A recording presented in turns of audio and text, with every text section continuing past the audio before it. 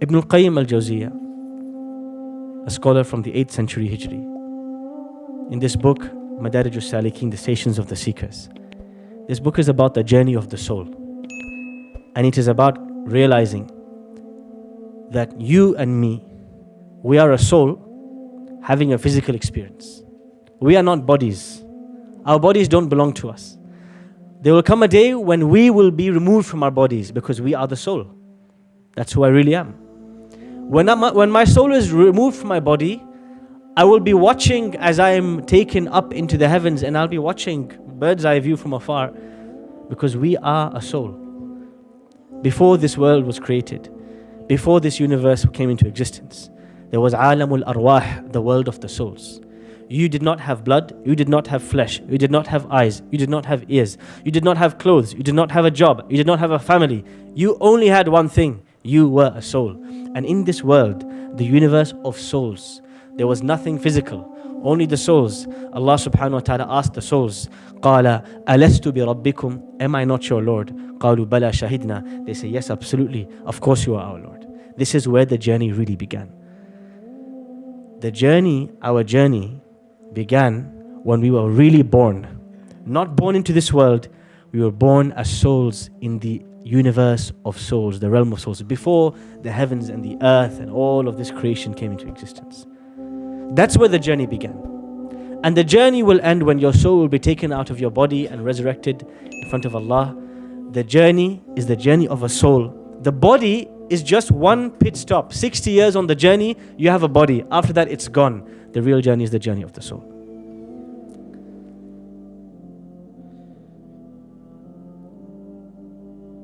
This book, Madarijus Salikeen, Bayna Manazili Iyaka Na'budu wa Iyaka Nasta'in, its central thesis, its introduction is the idea that Surah Al-Fatiha, Surah Al-Fatiha, the surah we recite every day, has the cure for all our problems. That is the argument that Ibn Qayyim makes. He says, you've got physical problems, you got mental issues, you got family issues, it doesn't matter. Surah Al-Fatiha contains the cure. Believe it or not. If only you understood it well, and if only you were able to implement it in depth. How on earth is 7 verses going to fix the problems of humanity? You might ask and you might wonder. Ibn Qayyim starts by explaining that Surah Al-Fatiha begins with 4 names of Allah.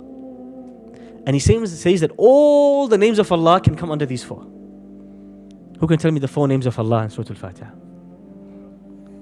Rabb, Ar-Rahman, Ar-Rahim, Malik or Malik.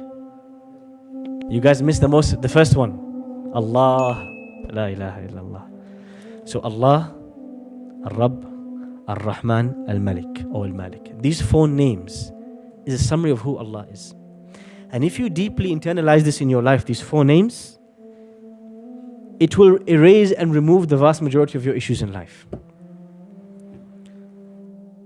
Something interesting that before I continue Surah Al-Fatiha, we have to go on a few tangents here and there. Something interesting that you note from about 1950 onwards, when the soul was removed from the picture, you started to see a lot of self-development books. Books about habits, books about 7 habits, atomic habits, how to win friends and influence people, Dale Carnegie, all of these classic books about how to become a better person. In all of these books, you'll notice something. There's no discussion about the soul. The soul doesn't exist. It's all about waking up early and exercising and smiling at people and having good conversations and putting your alarm close to the toilet. All of this nonsense. Apparently, this is going to make you a better person. Forget about the soul. The problem lies. There's a book by a gentleman called Viktor Frankl. Viktor Frankl was a Jewish victim who was tortured in the Auschwitz concentration camps by Adolf Hitler. And he was tortured for years and years and years and years. And when he came out of his torture and out of his imprisonment, he wrote this book called Man's Search for Meaning. In the summary of this book, he says, you know what? It wasn't a habit or a therapy or a tablet I took that made me feel better about the 40 years of torture and destruction that I experienced. It was one thing that helped me out of all of this. It was realizing that everything that happened to me, there was a reason and a wisdom and a meaning behind it. Now he's looking at it from the lens of the soul, not the lens of the mind, not the lens of mechanics, not the lens of politics. He's realizing, he's reading it, the reading of a soul. This book, Man's Search for Meaning. And this is why we say, coming back to Surah Al-Fatiha, 4 names of Allah have the solutions to all of our problems.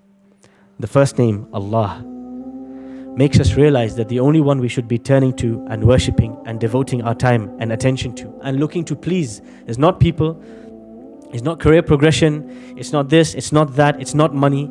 It is the one who created and fashioned us and the one who we'll return to. Allah's name Ar-Rahman gives meaning to every difficulty you ever face in your life. Because you realize the one who put you in the difficulty, the one who gave you cancer, the one who gave you financial issue, the one who made you lose sleep, he loves you more than your mother loves you. It completely changes the meaning of the difficulty that you went through. Rabb. Rabb reminds you that just as a farmer plants a seed and pours water on the seed, and the sunlight and the greenhouse nurtures the seed so that it grows to its full potential, Allah, every moment of your life, was looking after you and watching your back. Al-Malik or Al-Malik reminds you that no matter what you possess in this world, it doesn't belong to you, it belongs to Allah. And these 4 names of Allah, if one truly internalizes them, Ibn Qayyim says, this will rid you and remove from you the vast majority of pain you feel in your life. The fact that you still feel the level of pain that you feel means you haven't internalized them yet. Go back to them and revisit them again. He then says that إِيَّاكَ نَعْبُدُ and إِيَّاكَ نَسْتَعِينُ. It is only you we worship and only you we ask for help. That this line summarizes the entire Quran. And this line is the statement that every prophet was sent to bring people towards and call them towards. He says that إِيَّاكَ نَعْبُدُ and إِيَّاكَ نَسْتَعِينُ removes all spiritual illnesses from your heart, whether it's arrogance, whether it's envy, whether it's anger, whether it's ego. He said everything can be removed by internalizing إِيَّاكَ نَعْبُدُ وَإِيَّاكَ نَسْتَعِينُ. How is that possible? He says, half of all the spiritual diseases that you can imagine, all the amrad al-qulub that you can imagine, can be removed by إِيَّاكَ نَعْبُدُ, by realizing it is only Allah that I worship, I devote my time to, I devote my attention to. Only He can reward me, only He can give me, only He can take from me. Because the vast majority of people put their trust and their hopes and their anger and their investment in people, in outcomes, in wealth, in things. But إِيَّاكَ نَعْبُدُ means you're fully invested only in Allah and you're expecting everything only from Him and you see nothing but His actions, nothing else. إِيَّاكَ نَعْبُدُ removes from you the most dangerous of all diseases of the heart. Who can tell me what is the most dangerous, the most lethal of all the diseases of the heart? More specific than shirk? Riyaa. It is the desire to be seen by people instead of being seen by Allah. For me to stand up and pray, but to pray because I want Fulan to watch me pray. For me to give sadaqah because Fulan is watching me. For me to be addicted to the eyes of the people. This is the greatest of all diseases because this takes you. You are one step away from making these other people or these other things, you're making them equal to Allah. And that is the unforgivable sin. And you are on the edge at this point. إِيَّاكَ نَعْبُدُ fixes riyaa. It fixes this idea of needing the eyes of others, the attention, the validation of others, because you are trained and focused and thinking about only one thing. The one I devote myself to is the one who created and fashioned me. Only He can reward me and take from me.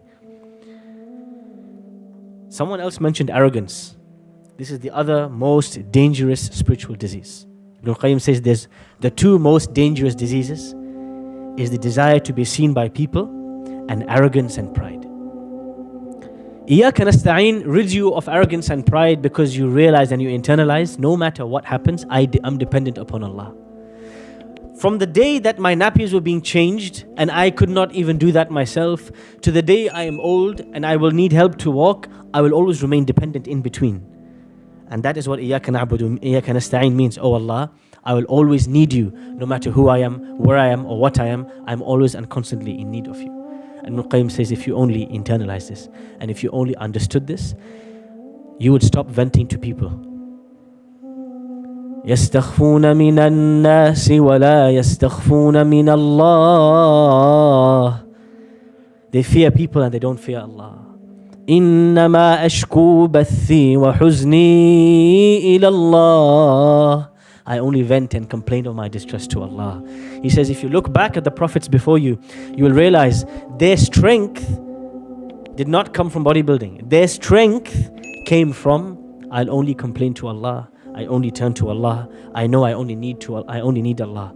From the dua that Musa makes when he arrives in Madian.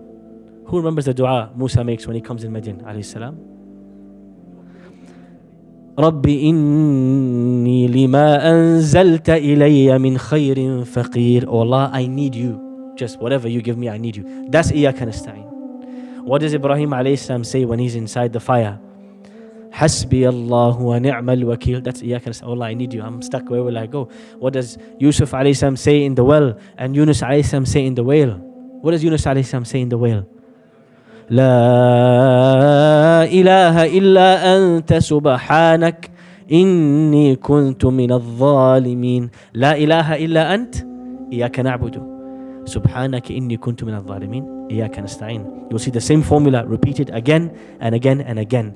It is the acknowledgement that I have no objective, no interest in nothing, in nobody except Allah, and that I need Him, I depend on Him, I'm helpless without Him. And if you really digested this, your whole life would change.